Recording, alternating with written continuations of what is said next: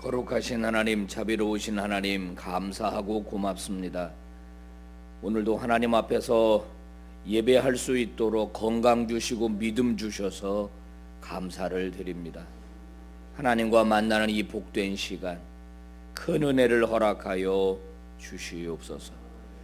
주 성령께서 저희들의 마음을 감화감동시켜 주시고 하나님의 말씀으로 교훈해 주시고 저희들을 가르쳐 주시옵소서. 저희들의 눈이 밝히 띄워지기를 원합니다. 주님 하시는 일을 보고 주님 거룩한 뜻을 발견하기 원합니다. 그리고 오늘 내가 어떻게 살아야 할지, 내가 어떤 마음을 먹어야 할지 깨닫는 시간이 되게 하여 주시옵소서. 예수님 이름으로 기도 올리옵나이다. 아멘. 자, 우리 찬송가 384장 부른 다음에 최명희 권사님 기도 인도하시겠습니다.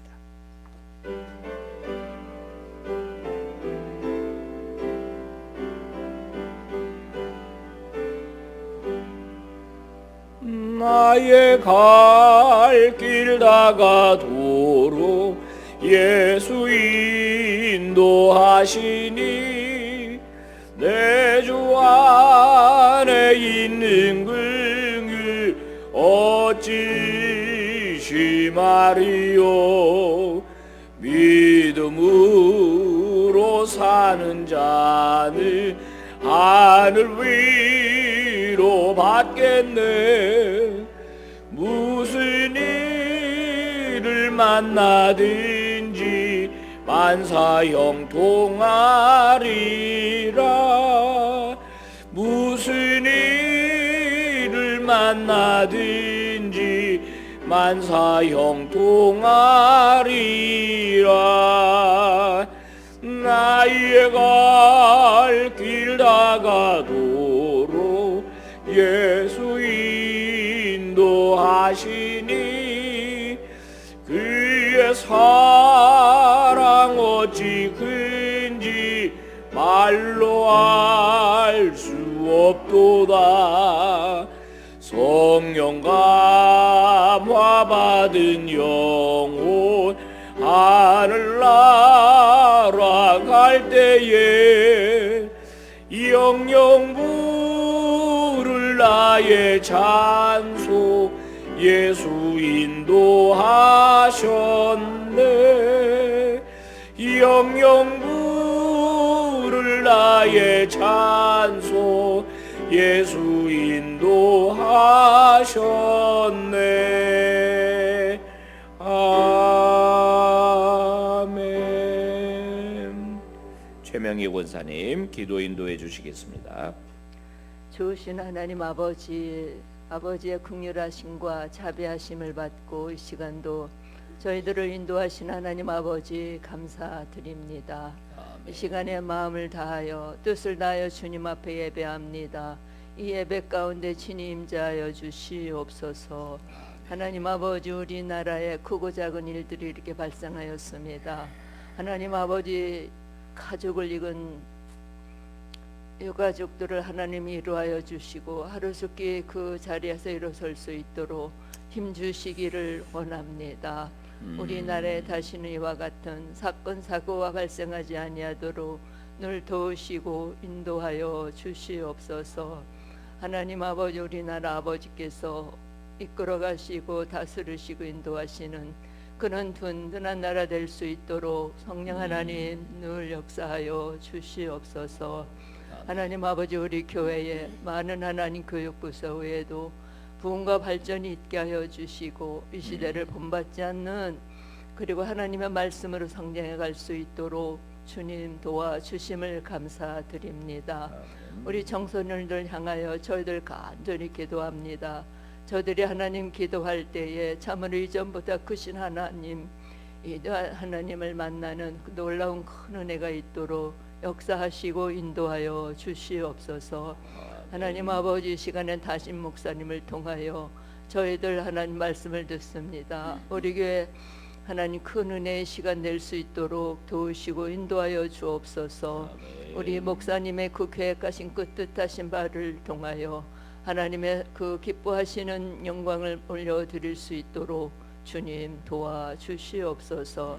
하나님 아버지 감사드리오며 예수님의 이름으로 기도드리옵나이다. 아멘. 아멘. 자, 하나님 말씀 다니엘서 1장 8절에서부터 21절까지의 말씀입니다.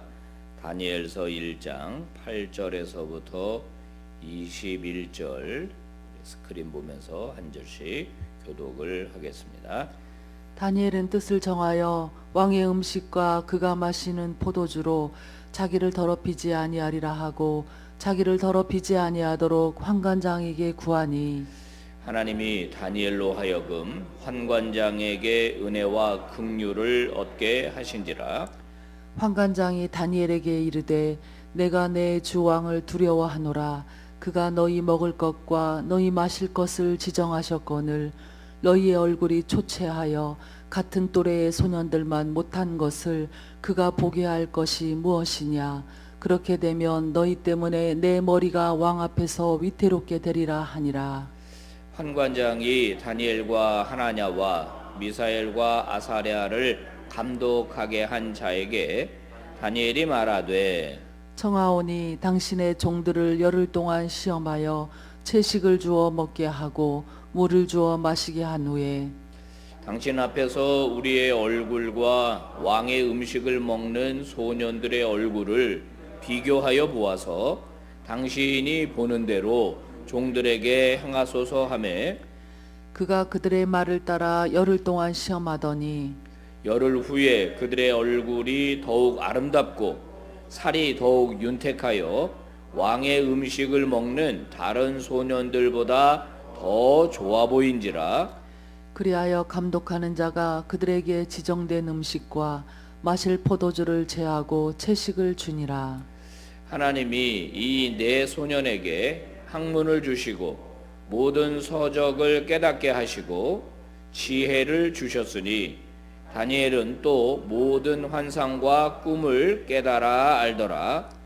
왕이 말한 대로 그들을 불러들일 기한이 찼으므로 환관장이 그들을 느부갓네살 앞으로 데리고 가니 왕이 그들과 말하여 보매 무리 중에 다니엘과 하나냐와 미사엘과 아사랴와 같은 자가 없으므로 그들을 왕 앞에 서게 하고 왕이 그들에게 모든 일을 묻는 중에 그 지혜와 총명이 온 나라와 박수와 술객보다 10배나 나은 줄을 다 아니라. 같이 다니엘은 고레스 왕 원년까지 원년까지 있으니라. 아멘. 할렐루야. 우리 하나님을 찬양합니다. 우리 하나님의 이름이 우리를 통하여 높아지기를 원합니다. 아멘.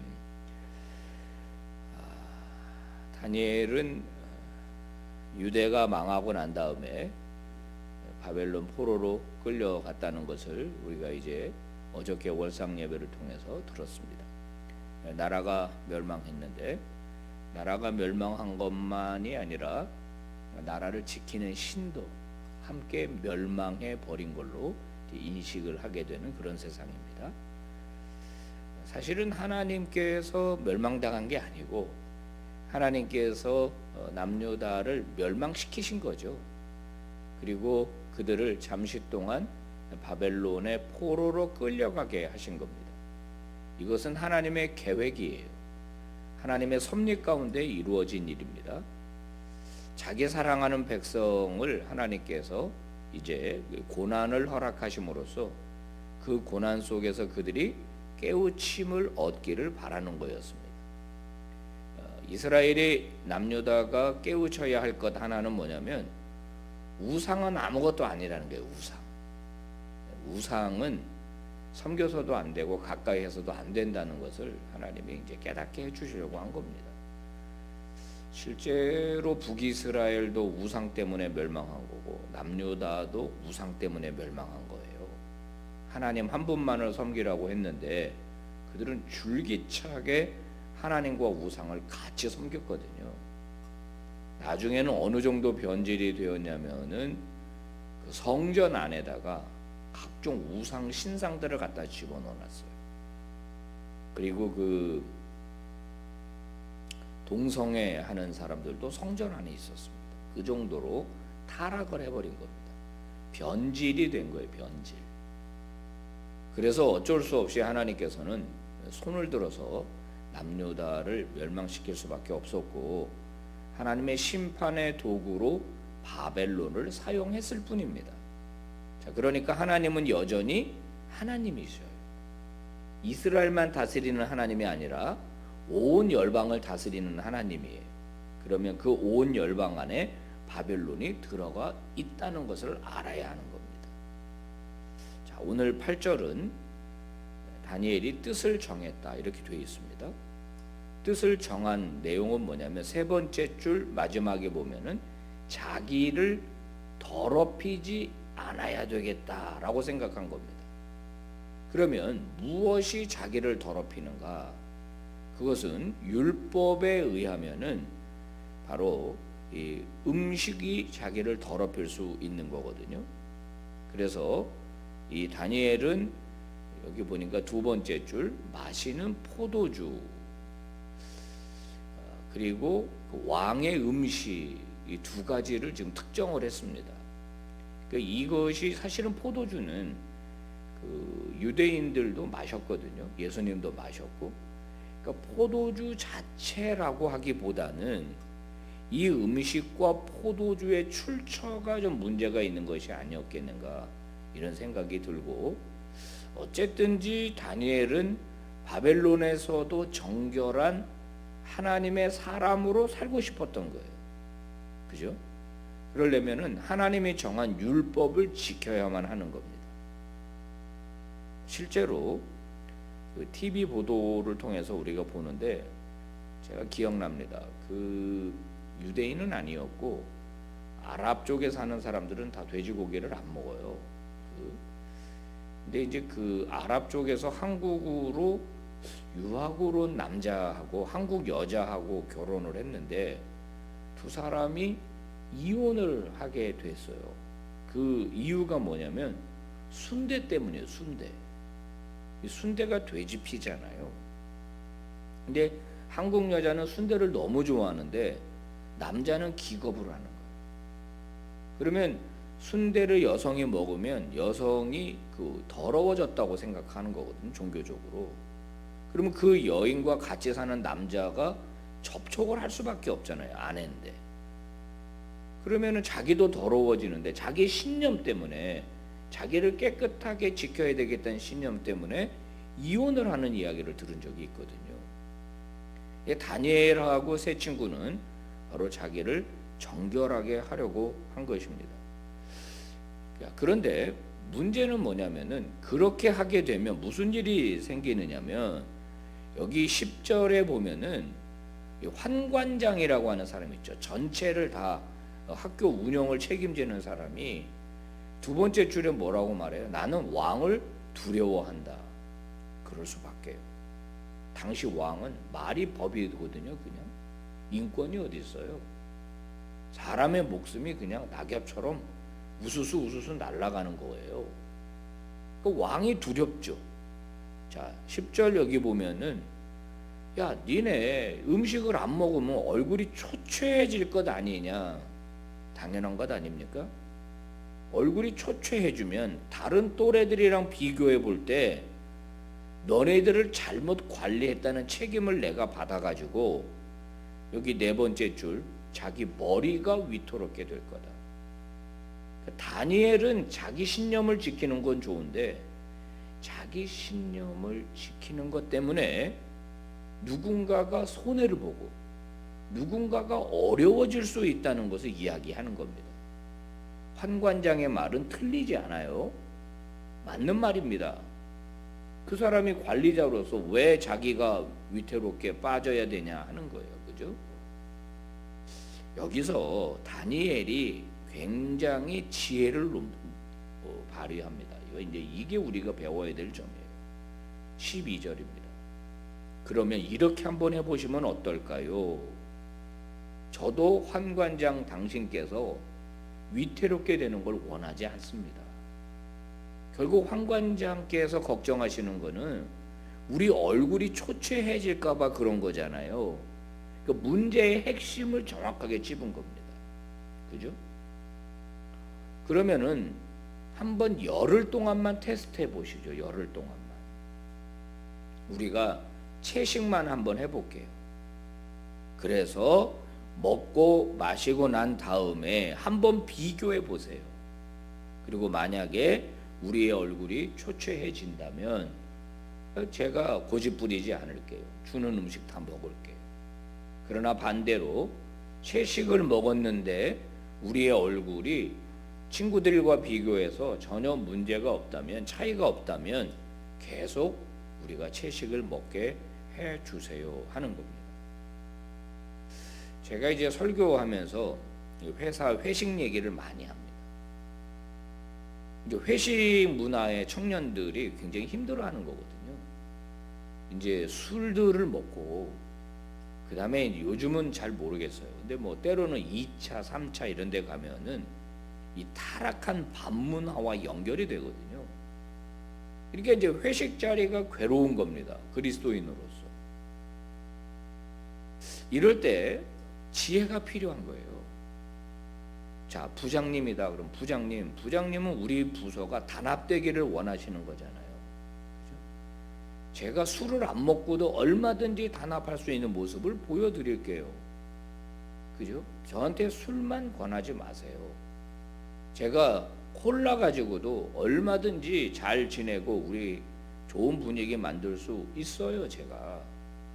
그러니까 이런 중재가 필요하다는 거예요. 진짜 원하는 게 뭐냐? 어떤 그리스도인들은 회식 분위기 다 망치고, 회사에서 부서 분위기 다 망치고, 나는 그리스도인이다.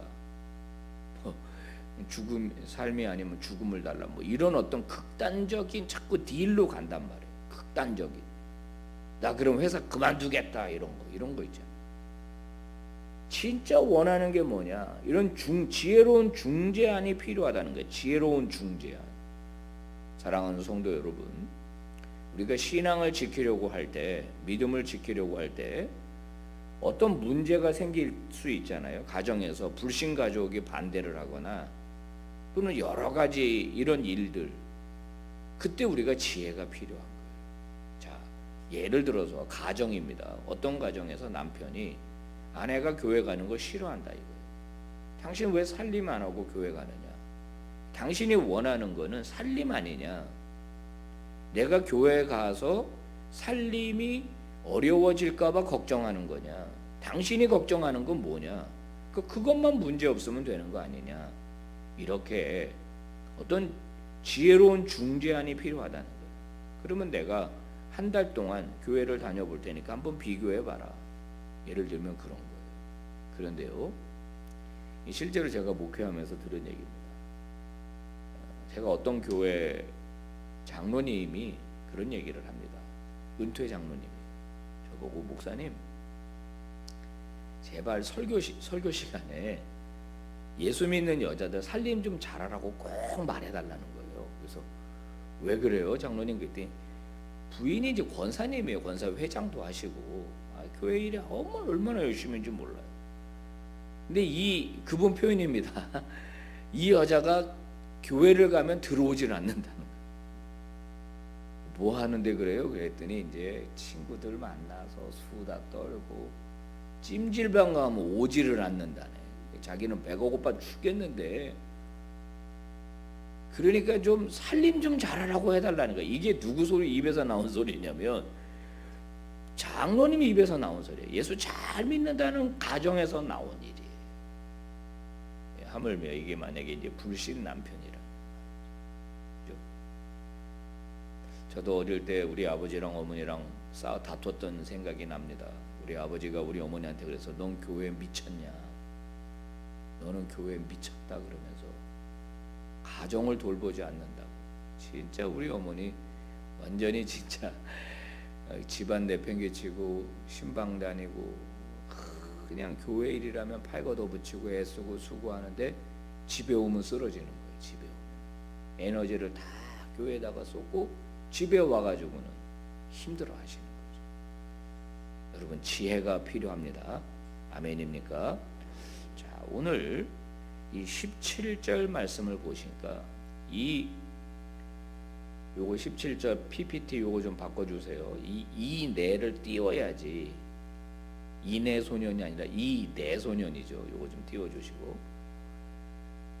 결국 그렇게 했더니 하나님 앞에 뜻을 정했더니 주어가 17절 하나님입니다. 하나님. 하나님이 세 번째 줄을 보면 주셨다라는 표현이 나와요. 그죠? 주셨다. 뭘 주셨어요? 그렇습니다. 지혜를 주셨어요. 거기다가 다니엘은 지혜 말고 또 준 게 있어요.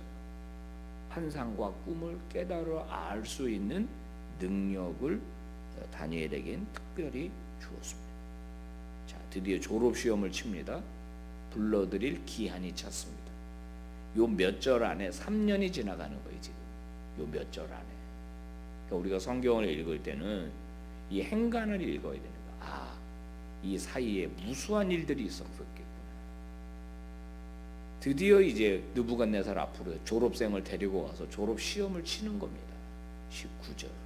왕이 그들과 말하는 겁니다. 이게 뭐냐면 이게 바로 이 오랄 테스트라는 겁니다. 구술 테스트.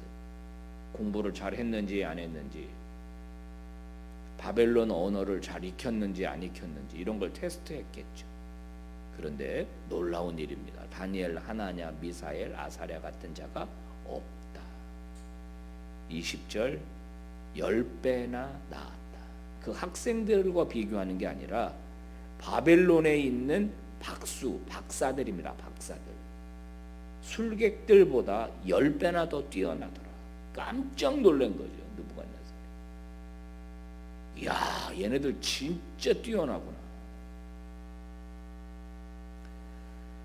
세상에서 얻을 수 없는 지혜가 하나님에게 있습니다. 아멘입니까?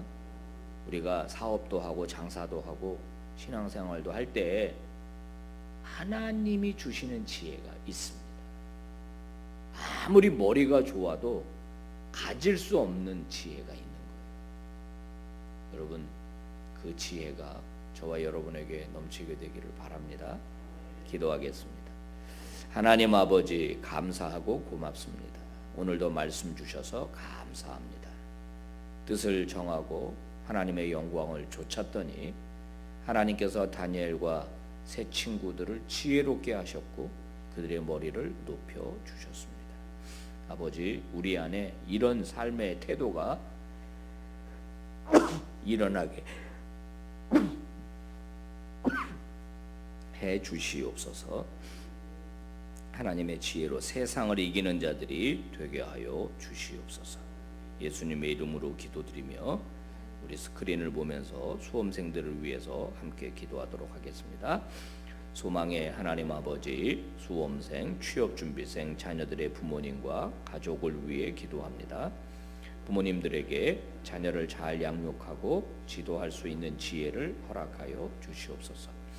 자녀들이 가정 안에서 하나님의 사랑을 경험하게 하시고 부모님들에게 자녀들을 단단하고 따뜻하게 위로하고 격려할 수 있는 강하고 담대한 마음을 부어 주시옵소서. 자녀들에게 믿음과 감사의 본을 보이는 부모님들 되게 하여 주시고 부모님들의 마음과 몸을 건강하게 붙들어 주시옵소서. 자녀들의 미래를 준비하는 이 시간이 온 가족과 함께 가정의 믿음을 더욱 굳건히 세우고 하나님을 신뢰하는 방법을 배워가는 시간 되기를 소망합니다. 한 가족이 함께 믿음의 인내로 불확실함과 염려를 이겨내며 예수 그리스도 안에서 하나 되게 하여 주시옵소서. 예수님 이름으로 기도드립니다. 아멘. 예배를 마칩니다. 여러분 자유롭게 기도하시다가 은혜 중에 돌아가시기 바랍니다.